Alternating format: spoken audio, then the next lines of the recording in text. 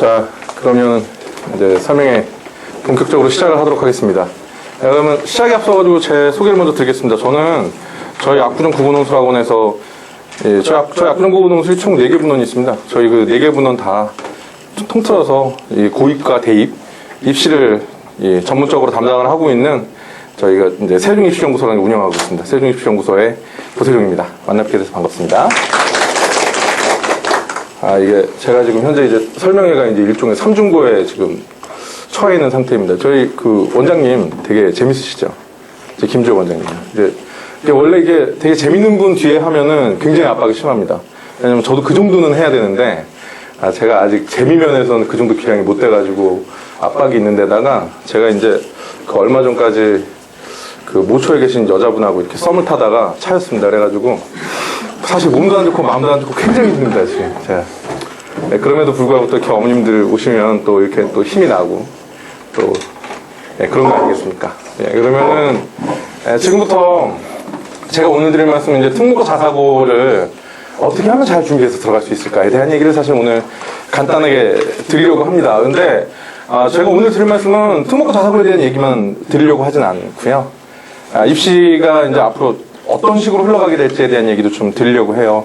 여기 오신 게 사실 궁극적인 목적이 이제 중학교에서만 공부 잘하려고 여기 오신 건 아닐 겁니다. 그죠? 고등학교에서도 마찬가지로 중학교에서 쌓은 실력을 토대로 해가지고 고등학교에서 공부 잘하고 그렇게 하면서 궁극적으로 좋은 대학을 가는 게 여기 오신 진짜 궁극적인 목표일 거예요. 네. 사실 이 특목자사고로 저희가 이렇게 말씀드리는 것도 일종의 그 여정 중에 하나로서 좋은 선택지 중에 하나이기 때문에 말씀드리는 겁니다. 그리고 이게 어떻게 실제로 좋은 방향으로 입시에서 작용하는지에 대한 얘기를 입시의 큰 맥락에서 한번 설명을 좀 드려보려고 합니다. 이 특목고하고 자사고를 지금 현재 선발하는 방식은 국가에서 사실상 큰 지침이 다 내려오는 방식이라서 웬만한 학교들이 상당히 동일한 방식으로 학생을 선발을 하고 있습니다. 전형의 이 명칭도 교육부에서 정해준 대로 명칭을 사용을 해요. 자기주도 학습 전형이라는 전형 방식입니다.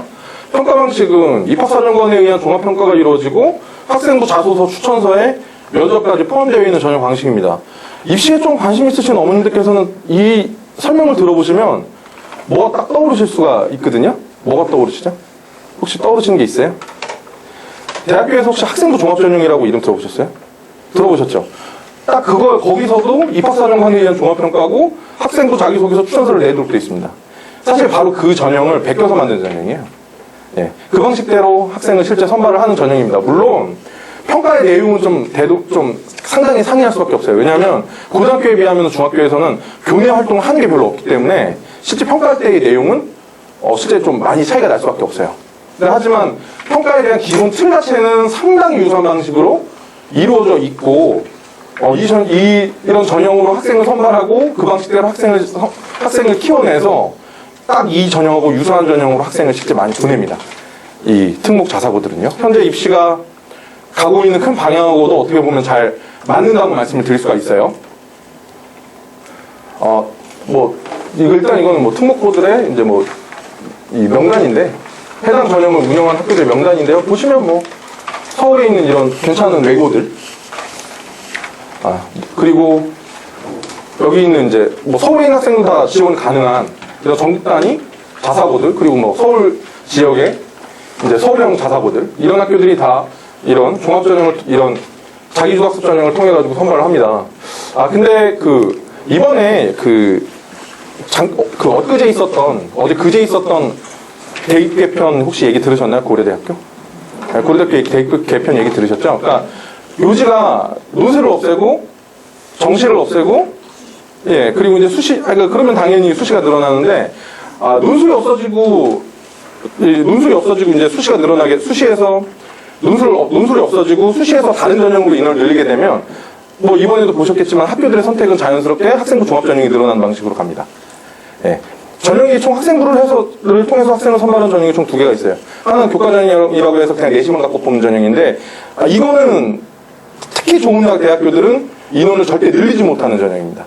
왜 그러냐면 그냥 내신 등급으로 학생을 선발하는 거기 때문에 고등학교 간 교육 수준 격차를 반영을 못해요. 서울대학교 혹시 지역균형 전형이라고 혹시 들어보셨나요? 이게 어떤 전형이냐면 서울대학교는 수시에 딱 2개 전형이 있습니다. 메인 전형은 딱 2개 있어요. 하나는 지역균형이고 하나는 일반 전형인데 일반 전형은 진짜 아무나 다 지원할 수 있는 전형이고 이 지역균형은 전교에서 딱 2명 추천을 받습니다. 학교, 고등학교 하나당. 그러니까 보통 어떤 식으로 가냐면 그래서 문과에서 1, 2등, 이과에서 1, 2등 아니면은 문과 1, 2등 이렇게 보통 지원을 할 수 있게 지원을 하는데 학생들이 지원을 하는데 얘네가 수능 최저학력 기준이라고 그래서 평가 대상이 될 수 있는 최저 기준이 있어요. 수능을 어느 정도 이상 봐야만 평가 대상에 들어가요. 근데 그게 수능 세계 영역 2등급입니다. 수능 등급으로 해서 2등급이라는 게 상위 수능에서 상위 11% 안에만 들어가면 2등급이거든요. 근데 각각 2등급만 찍으면 되는 겁니다. 근데 이 세계 2등급을 찍는 게 이제 전체적으로 그 등급을 낮춰야 되는데 등급이 대략 학생들이 수능에서 현재 수능에서 대략 2등급 정도를 전체적으로 찍었어요. 수능 점수가. 그 정도면은 이 문과에서 한 어느 정도 대학 갈 수 있을 것 같으세요? 대학 학생이 전체적으로 그냥 2등급 정도 딱 찍었어요. 수능에서. 어느 정도야? 갈 수 있을까요? 숭실대 정도 갑니다. 숭실대. 네, 숭실대 정도 가거든요. 근데 그 2등급을, 세계 2등급을 충족하는 학생이 이 전교 1, 2등들이잖아요. 예, 아니, 그냥 1등이든지. 근데 몇 프로나 충족할 것 같으세요? 전교 1, 2등인데 다 충족해야 될 것 같잖아요. 근데 한 70% 정도 충족하면 한 30% 정도는 못해요. 전교 1, 2등인데 숭실대를 못 가는 거예요. 예, 그런 게 현재 고등학교 실제의 격차입니다. 그러니까 기본적으로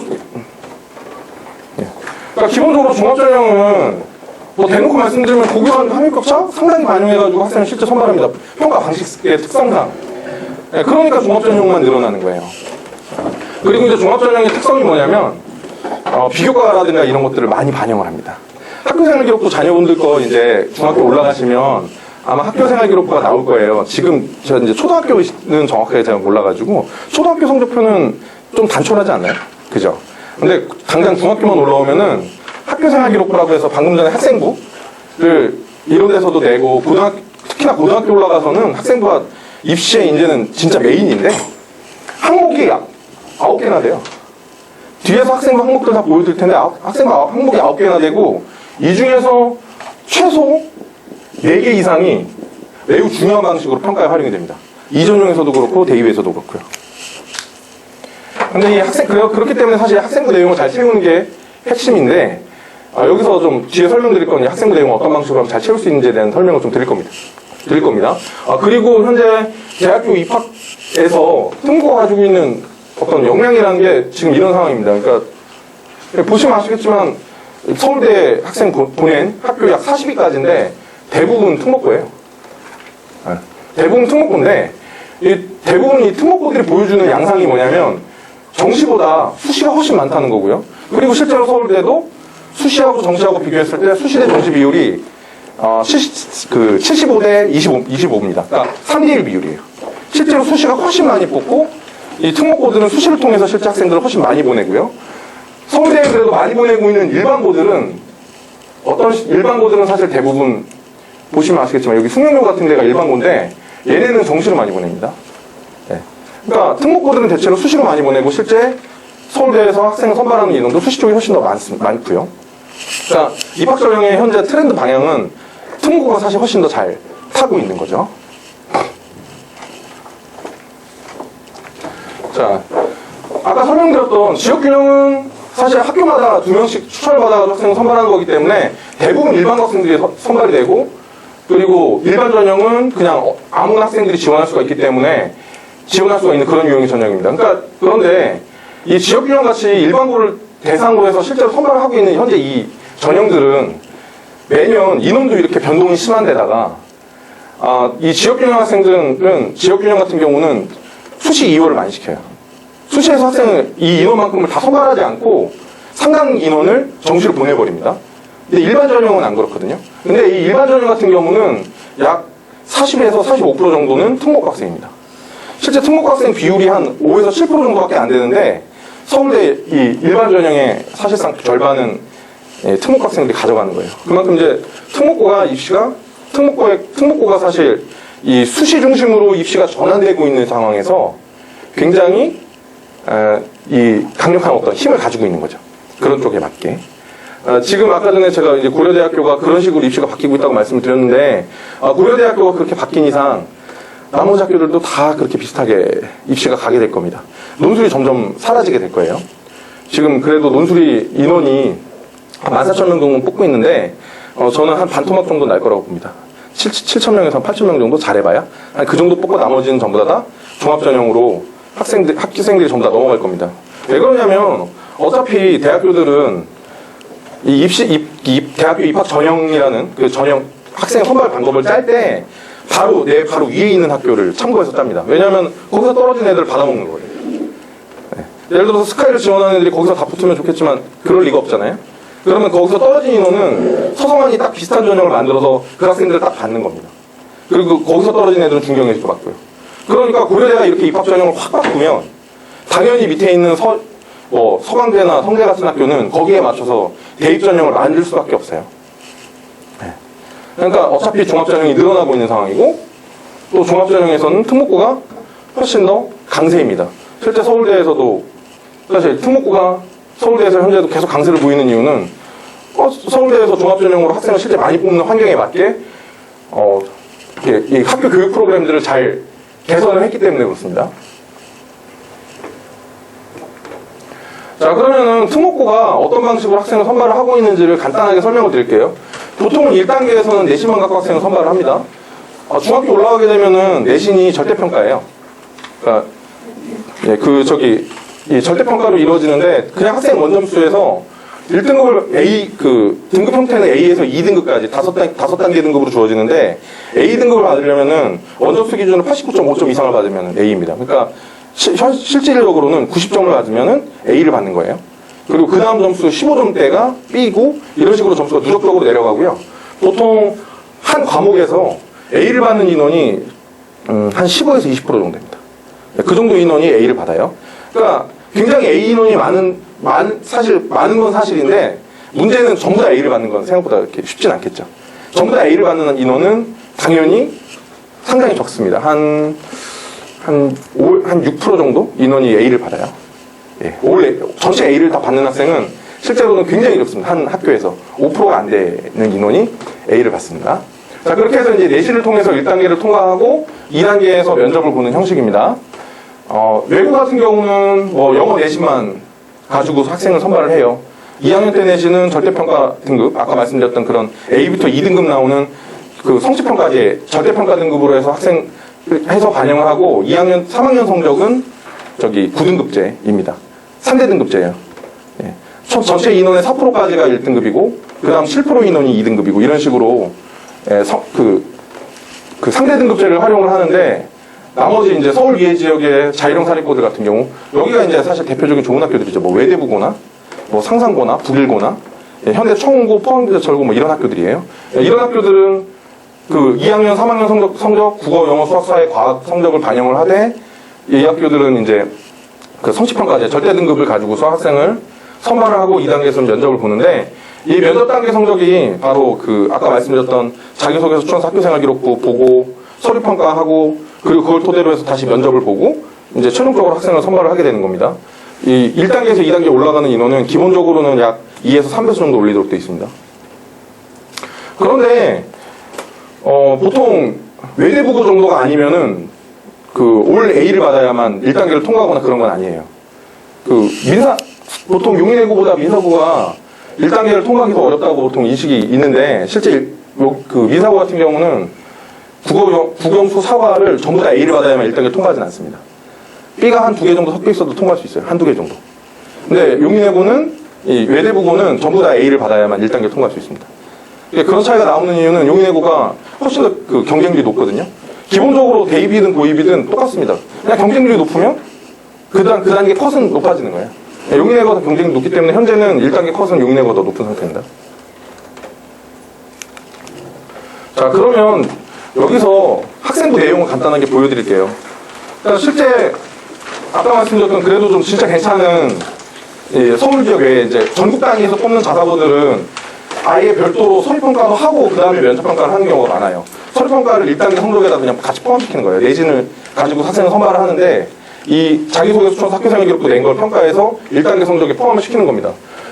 이제 용인외고 같은 데가 그렇게 하는데 그러면 어떨까요? 당연히 이 서리평가 가지고 있는 영향력이 되게 크겠죠. 왜냐하면 이 외대보고 1단계를 통과하려고 하는 애들은 다 A를 받는 애들입니다. 자기 성적이요. 그 반영 영역 다 A를 받는 학생들이에요. 그러면은 결과적인 변별력은 어디서 생기죠?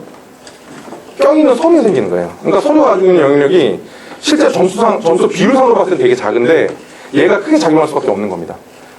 왜냐하면 나머지 이 실제 크기가 큰 이 성적 영역은 애들이 다 똑같기 때문에요. 자, 그럼 이제 학생부를 간단하게 설명을 드릴게요. 평가하는 사람들이 자기소개서 추천서 받은 다음에 학생부도 똑같이 뽑아가지고 눈으로 보면서 평가를 합니다. 여기 보면은 1번 인적사항이고 2번 학적사항입니다. 당연히 이거는 그냥 가려지는 사항이에요. 안 보입니다.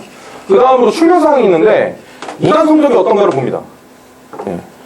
무단만 실제로 평가에 반영이 되고 무단이 아니면 크게 문제는 안 돼요. 근데 기본적으로 무단 성적이 있다. 그런 학생은 안 뽑는다고 생각하시면 될 것 같아요. 당연히 그 정도 학교를 지원하는 학생들이 이런 무단 지각이나 조퇴나 결석을 거의 하는 경우가 없기 때문에 이게 있으면 일단 상당히 위험해진다고 보시면 될 것 같고요. 이 4번 수상 경력인데 학교에서 그래도 간단한 대회를 열고 수상을 하잖아요. 수상 경력은 빠진다고 생각하시면 되겠습니다. 수상 경력 아예 지워집니다. 반영이 안 돼요. 자기소개서 추천서에 우회하는 방식으로도 기록을 못하도록 되어 있습니다. 그러니까 수상은 신경 안 쓰셔도 된다. 자, 그 다음으로 진로희망사항이 있는데 여기는 학부모님하고 자녀 학생의 꿈을 쓰고요. 그리고 사실은 여기 원래 그 기재사항에 왜 그런 진로를 희망하고 있는지에 대해서 기재하도록 되어 있고 그 다음에 본인의 특기나 흥미 이런 것들을 또 쓰도록 되어 있습니다. 그 다음으로 이제 창의적 체험활동이라는 난이 있는데요. 창의적 체험활동은 총 4개 영역으로 나뉘어 있습니다. 자율활동, 봉사활동, 동아리활동, 진로활동입니다. 자율활동 보통 이런 학교 학생이 한 거 이런 게 들어가는 난이고요. 그리고 이제 학교에서 있었던 무슨 예를 들어서 학교에서 무슨 축제나 아니면은 이런 특이한 교육 같은 거 받은 거예요. 예를 들어서 교내에서 학교폭력 예방 교육 같은 거 받았다. 그럼 그런 것들이 적히는 그런 난입니다. 아니면은 학교에서 어디에 이게 고등학교가 그렇지만 이제 수학여행 같은 거 갔던 기록 같은 것들 그런 것들이 여기 적히는데요. 사실은 학생회 활동이나 아니면 선도부 같은 종류의 활동을 한 거 제외하고는 중학교에서 하는 웬만한 자율활동이 기본적으로 적히는 활동은 굉장히 허접한 것들밖에 없고요. 그 다음으로 동아리 활동이 있는데 동아리 활동이 있고 그리고 봉사와 진로가 있습니다. 자, 그 다음으로 교과학습 발달 사항이 있는데 기본적으로 서울 이해 지역의 전국 단위 자사고들은 성적은 삭제됩니다. 왜냐하면 1단계에서 성적으로 학생을 거두잖아요. 그러니까 성적은 삭제되고 이 세부능 및 특기사항은 남습니다. 이거는 각 과목 선생님들께서 학생에 대해서 평가해 주시는 서술인데 중학교 올라가 보시면 아시겠지만 중학교 선생님들은 입시에 대한 고민이 전혀 없어요. 대학이랑 다르게. 왜냐면은 그 대학은 기본적으로 아이들이 전부 다 입시 상태지만 중학교는 그렇지 않죠. 아주 소수의 일부 학생들만 고입을 치러요. 그러니까 그 학생들에 대해서 이 학생들을 케어해야 된다는 생각이 전혀 없습니다. 그러다 보니까 각 과목 선생님들도 이런 세트 같은 거 전혀 안 적어주세요. 진짜 공부 잘하는 애, 진짜 전교에 그냥 반에서 제일 공부 잘하는 애 그냥 딱 한 줄. 되게 수업 태도 바르고 가장 우수한 학업 태도나 그 기량을 보여줬다 정도로 딱 한 줄 정도 적는 그런 난입니다. 그래서 학생들이 대부분 텅텅 비어있는 난이고요. 그 다음으로 이제 독서활동 사항이 있는데요. 이 독서 같은 경우는 또 마찬가지 일이 많이 벌어지는 난입니다. 그러니까 왜 그런 일이 벌어지냐면 이거는 고등학교에서는 선생님들도 반드시 학생들한테 기록하도록 몇 번 이상 무조건 기록하도록 요구하고 학생들도 최대한 기록을 하려고 하는 난인데 중학교에서는 선생님도 얘기하지 않고 학생도 써야 되는지 모르다 보니까 제가 상담을 해보면 때에 따라서는 그냥 2학년 한 해는 독서란이 그냥 탁 비어있어요. 학생도 쓰지 않았고 선생님도 써주지 않아서요. 탁 그냥 비어서 아무것도 없는 그렇게 되는 경우가 많은 그런 난입니다. 그 다음으로 이제 행동특성 종합의견은 선생님의 총평입니다. 선생님께서 이렇게 학생이 공부하는 태도나 공부 실력이나 아니면 학생에 대한 그냥 전반적인 이야기를 이런 식으로 서술을 하고 이렇게 괄호 써져 있는 건 뭐냐면 이건 핵심 인성 요소라고 해서 학생이 인성적인 측면에 대해서 이렇게 개념을 제시하고 배려나 관계지향성 같은 개념을 제시하고 해당 개념에 대해서 학생이 어떠한 특성을 가지고 있는지를 쓰도록 되어 있는 그런 난입니다. 그러니까 학생이 공부하고 인성에 대한 담임 선생님의 평가가 들어간 난이에요. 이거 담임 선생님이 쓰시고요. 이것도 담임 선생님이 쓰시고 이거는 각 과목 선생님들이 쓰시고 진로, 봉사, 자율활동까지는 다 담임 선생님께서 쓰시고 동아리 활동은 동아리 담당 선생님이 쓰십니다. 그리고 당연히 진로희망사항도 담임 선생님께서 쓰시는 란이고요. 자, 이렇게 일단 간단하게 학생부 구성을 설명을 드렸습니다. 자, 그러면은 이게 어떤 방식으로 실제 학평가에 반영이 되는지를 설명을 드리겠습니다. 아, 이게 지금 원래 있었어야 되는 게 없네요. 그 자기소개서를 쓴다는 말씀을 드렸는데요. 자기소개서는 총 1,500자입니다. 네, 띄어쓰기 제외입니다. 띄어쓰기를 제외하고 1,500자니까 띄어쓰기가 실제 포함되면은 자수가 훨씬 늘어나겠죠. 총 1,500자고 항목이 두 개로 나뉘어 있습니다. 자기주도, 학습 영역이라는 게 있고 인성 영역이라는 게 있습니다. 자, 이 자기주도 학습 영역은 두 개로 나뉘어 있습니다. 첫 번째로 쓰라고 하는 건 자기 스스로 공부해 본 경험입니다.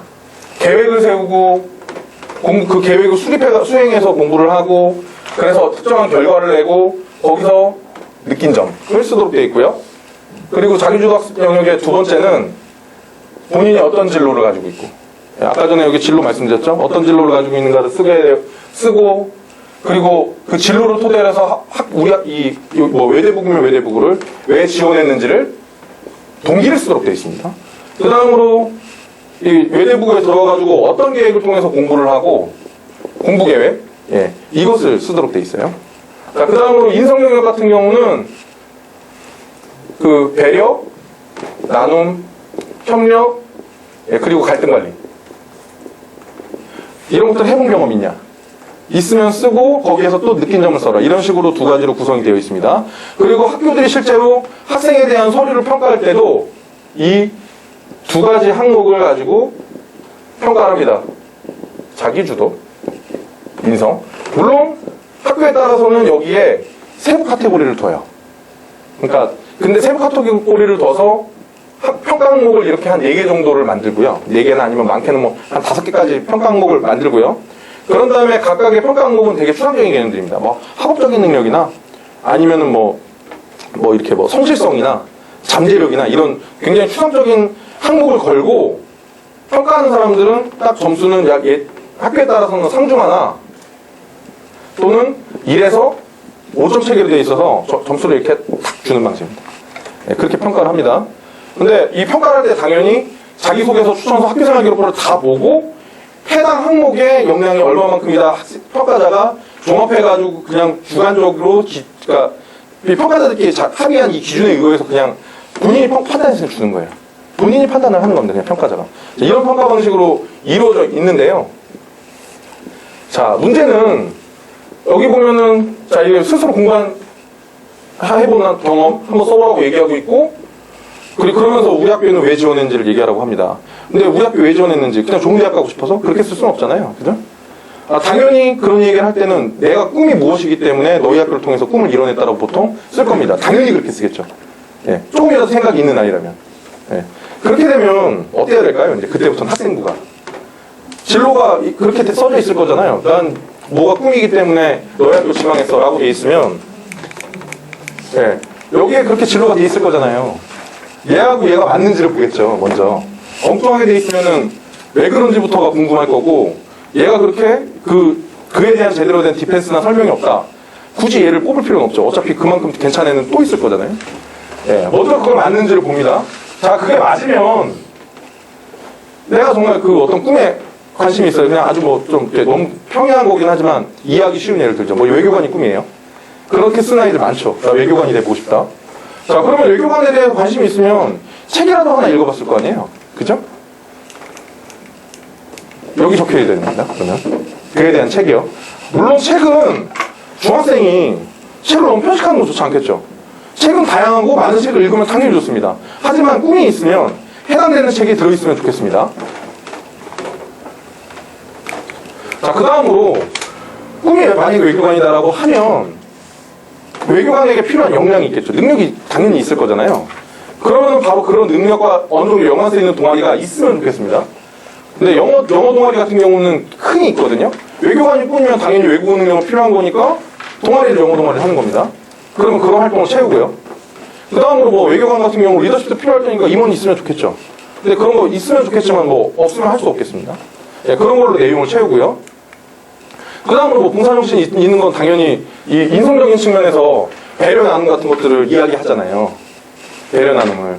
그럼 당연히 봉사했다면 좋을 거예요. 근데 일반적인 이 봉사들은 이 봉사에 대한 서술을 쓸 수 있는 란이 있고 이 밑에 보면은 학생이 어디에서 어느 기관에서 어떤 봉사를 했고 그 시수가 얼마였다라고 들어가는 목록이 같이 따라 붙습니다. 자, 근데 거기에서 나오는 시간을 보는데 평가하는 사람들이 시간을 무조건 절대적으로 보는 건 아니에요. 만약에 예를 들어가지고 뭐 100시간인데 한 일주일 동안 몰아가지고 한 학생들이 진짜 하려고 하면은 한 2주 동안 몰아가지고 100시간 채울 수 있어요. 방학 같은 데 이용해가지고. 어디 그냥 가가지고 거기서 계속 하루에 막 한 8시간씩 봉사 시간 받아가면서 계속 채우는 거예요. 그렇게 하면은 방학 때 한 2번 하면은 봉사 진짜 100시간도 채우거든요. 그렇게 채우는 학생들도 있습니다. 근데 그런 봉사는 좋은 봉사일까요? 그렇진 않죠. 일반적으로 좋은 봉사라고 생각하는 건 그렇게 해서 100시간을 채우는 게 아니라 50시간 하더라도 일주일에 한 달에 한 2시간씩 가는 봉사라도 꾸준하게 가는 봉사가 당연히 훨씬 좋은 봉사라고 생각을 해요. 그러니까 봉사의 기준은 그렇다고 생각하시면 됩니다. 그냥 그런 식으로 안 할 거면 그냥 봉사는 없어도 괜찮습니다. 봉사가 가장 마이너한 요소니까요. 평가하는 사람 입장에서. 평가하는 사람은 어차피 인성적인 측면은 봉사를 통해서만 학생은 선발하지 않아요.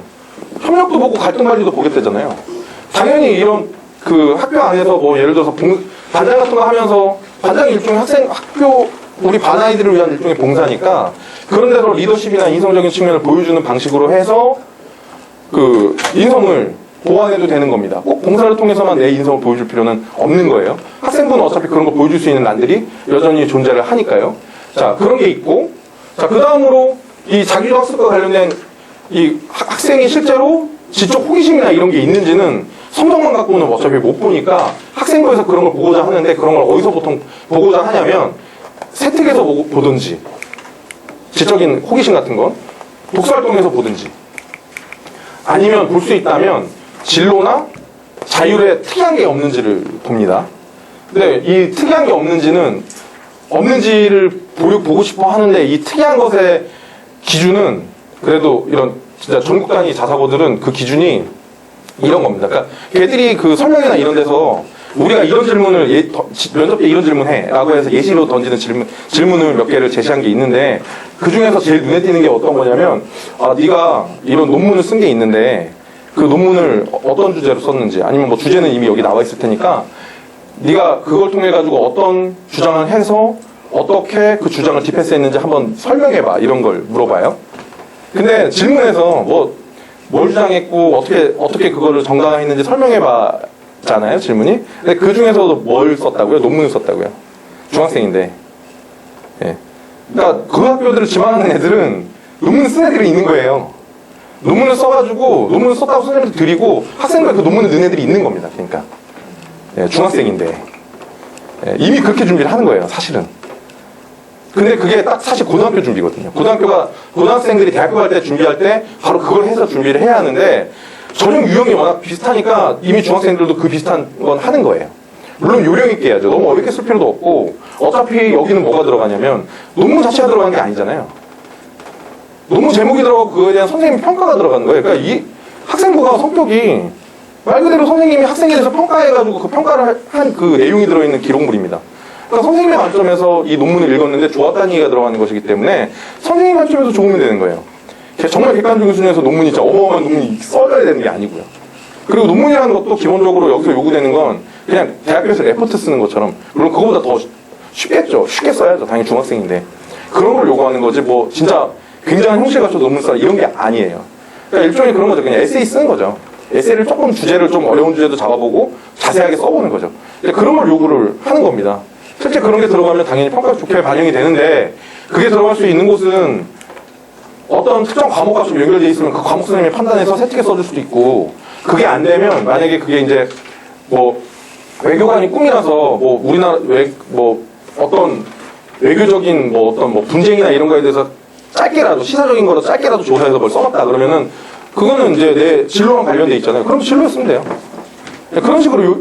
그런 방식으로 써주면 되는 거고 당연히 선생님께서 그에 대해서 내가 읽어봤는데 이런 부분이 굉장히 훌륭했다라고 평가적인 소설이 여기 들어가주면 되는 겁니다. 그러면 이제 이 평가하는 사람이 학생부든 아니면은 그 학생이 내가 정말로 자기주도적으로 공부해본 경험은 그거기 때문에 학생부에 자소서에 썼다 그러면은 읽어보고 물어보겠죠. 그리고 그런 활동 같은 경우 그런 활동을 하는 게 왜 좀 더 강점이 있냐면, 이 자기주도학습 영역 대단히 중요합니다. 보통 자기주도학습 영역이 총 1,500자 중에서 자기주도학습 영역을 써야 되는 자수가 더 많게 제시하는 경우가 더 많아요. 약 2대1 비율 정도로. 예, 당연히 공부 쪽은 좀 더 궁금해 하겠죠. 근데 보통 학생들한테 그냥 공부한 거 써라 이러면 뭘 쓸 것 같으세요? 어떤 과목에서 열심히 공부해서 성적 올렸다는 얘기 쓰거든요. 그리고 기껏해서 막 고민해봐서 쓰는 게 뭐 학습 노트 같은 걸 이렇게 특이하게 만들어봤다는 등 이런 얘기 씁니다. 근데 이제 그걸 평가자가 보면 어떨까요? 그런 게 계속 반복되면. 네. 굉장히 지루해요. 그러니까 원래 제가 사실은 입시에 처음 뛰어들게 된 게 이런 대학 입학 쪽에 처음 뛰어든 거 저는 사실 공교육 쪽에서 처음 뛰어들었습니다. 저 원래 대학교에서 입학사정관 하면서 바로 이런 전형으로 대학생을 뽑는 일을 했었어요. 서강대학교에서. 네, 바로 이 일을 했었던 입장입니다. 물론 저는 대학교에서 뽑았으니까 훨씬 복잡하고 더 많은 소리를 받지만, 근데 그때도 대부분의 학생들은 자기가 어떻게 열심히 공부를 해서 자기 성적을 많이 올렸는지 얘기해요. 근데 평가하는 사람이 그걸 보고 있잖아요. 자기는 자기 나름대로의 자기 공부법이 되게 개성적인 공부법이라고 생각하겠죠. 근데 그걸 계속 보고 있으면 내가 딱 거기서 받는 느낌은, 거기서 받는 메시지는 딱 하나입니다. 열심히 공부했다. 그게 다예요. 근데 여기 공부하는 애들 중에서 열심히 공부 안 하는 애가 누가 있어요? 그걸로 참여성이 생기지 않는 거예요. 진짜 참여성이 생길 수 있는 방법은 주제나 이런 데서 차별성을 찾아내는 겁니다. 주제에서.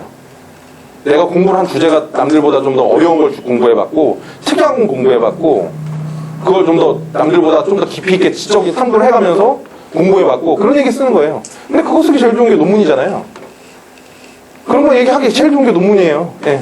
그러니까 학생들 실제로 이런 데 쓰는 학생들 논문을 쓰는 겁니다. 논문 썼다고 쓰고 이런 데서도 논문 얘기를 하는 거예요. 근데 논문이라고 해서 제가 계속 말씀드리면 그런 대단한 걸 쓰는 게 아니고, 자, 에세이 정도 쓰는 거지만 그런 얘기를 써보는 겁니다. 나 그런 정도까지 한번 공부를 해봤다고.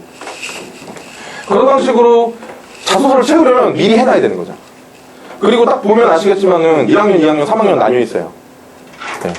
이 3년에 걸쳐가지고 학생이 누적적으로 어떤 활동을 했는지를 보겠다는 겁니다. 그리고 기본적으로 학생부는 1학년 학생부가 학년 말에 2학년 학생부를 다 쓰면 딱 그대로 클로징 돼가지고 2학년 때는 2학년 거 손도 못 댑니다. 수정을 못 하도록 돼 있어요. 진짜 객관적인 사실관계 틀린 게 아니면 수정 못 합니다. 그러니까 이미 2학년 때 어느 정도 뭘 해서 넣고 2학년 때 뭘 해서 넣고 3학년 때 뭘 해서 넣고 넣어야 되는 거예요. 자, 그러니까 보면 아시겠지만 결국 중요한 건 진로에 맞게 뭐 동아리 뭐 한 게 있나, 그러면은 자기 스스로 뭐 이런 지적인 탐구를 좀 해본 경험이 있나, 그 다음으로 독서 제대로 들어있나, 이게 메인입니다. 이 딱 한 3개에서 4개 정도 항목이 그냥 핵심적으로 평가에 활용되고 그 내용을 잘 채우는 게 경쟁력을 얻는 방식입니다. 그러니까 이런 거라고 생각하시면 될 것 같아요. 없는 학생도 붙는 학생이 종종 있어요. 그런 것들 막 안 한 학생도. 근데 문제는 입시는 다 어떻죠? 어떤 식으로든 변수를 만들어내서 우위에 쓰는 거잖아요. 네, 우위에 쓰는 방식은 그런 거라는 겁니다. 지금 설명드린 방식이라는 거예요. 자, 이건 이제 학생부 자수 제한입니다. 생각보다 되게 자수가 많이 들어가죠. 되게 많이 들어가요. 막 2,000자씩 들어가니까. 네. 근데 이 2,000자 선생님이 제대로 채울까요? 그냥 선생님한테 그냥 맡겨두면? 아무것도 안 해요. 진짜 텅텅 비거든요. 중학교는. 그러니까 결국은 뭔가를 해가서 넣어달라고 해야 됩니다. 그리고 선생님한테 써달라고 할 때도 선생님한테 그냥 잘 써달라고 하면 선생님이 열심히 쓰시는데, 문제는 되게 미사여구 동원해서 열심히 썼어요. 근데 그게 평가하는 사람은 그런 소설을 맨날 보잖아요. 그러면 그런 것들을 자연스럽게 걷어낼 수 있거든요. 그럼 걷어내면 내용이 뭐냐? 그냥 얘 열심히 했다는 거예요. 그냥 열심히 했다예요, 또. 그러니까 열심히 했다 정도에서 끝내지 않으려면 사실은 차별화된 소재가 들어있어야 됩니다. 근데 제가 말씀드린 뭐 이런 것들 넣어보시면 좋다. 네, 그런 말씀 드린 것들이 그냥 차별화된 소재를 말씀드린 거예요. 자, 그러면은 이렇게 소리평가가 이루어진 다음에 이제 면접으로 넘어가게 되는데, 면접은 이런 방식이에요. 이 학생 같은 경우 동시통역사가 되고 싶다라고 꿈을 썼고, 그리고 자소서에서도 그런 얘기를 했습니다. 그러다 보니까 자소서의 내용을 물어봅니다. 일본과 우리나라의 공통점과 차이점 얘기해봐. 동시통역자로서 본인에게 부족한 자들이 뭔지 얘기해봐. 품성면에서 뭔지 얘기해봐. 지원자 도움이 필요한 사람은 누구라고 생각하는지 얘기해봐. 그리고 책 얘기 2개 나오고, 그리고 학교에서 어려운 경우에 친구가 있다면 어떻게 도와줄 것인지 한번 물어보는데, 이거는 일반 질문이면서 동시에 사실은 인성에 해당되는 질문이고, 학생부 독서에서 2개 물어보고, 그리고 전부 다 자소서에서 아니면 학생부에서 물어봅니다. 이런 식으로 질문이 돼 있어요. 이게 그냥 한 명한테 다 던져진 질문이에요. 약 5분에서 10분 정도 면접이 이루어지는데 7개 정도 질문 던졌고 그게 대부분 그냥 학생부에서 다 뜯어서 물어본 겁니다. 학생부 자소서에서. 그러니까 면접이 이런 식으로 이루어지니까 당연히 면접에 질문이 좋아야 답변도 잘할 수 있어요. 좋은 답변을 얘기해 줄 수 있습니다. 그러려면은 일단 기본적으로 학생부하고 자소서 내용이 좋아야 되죠. 그리고 학생부는 좀 오래 이렇게 신경을 챙겨가야 이 내용이 좋아지고요. 그러니까 3년 준비하는 겁니다. 자, 그 다음으로 뭐 용인외고 같은 경우도 작년 면접 기출 문제인데요. 얘네는 이제 항상 공통 문제를 내요. 자연계열, 얘네가 인문사회계열, 자연계열, 국제계열 있잖아요. 각각의 계열마다 공통 문제를 내는데 이런 문제들입니다. 그러니까 지원자가 생각하는 적절한 인간의 수명은 얼마인가? 문제가 특이하죠.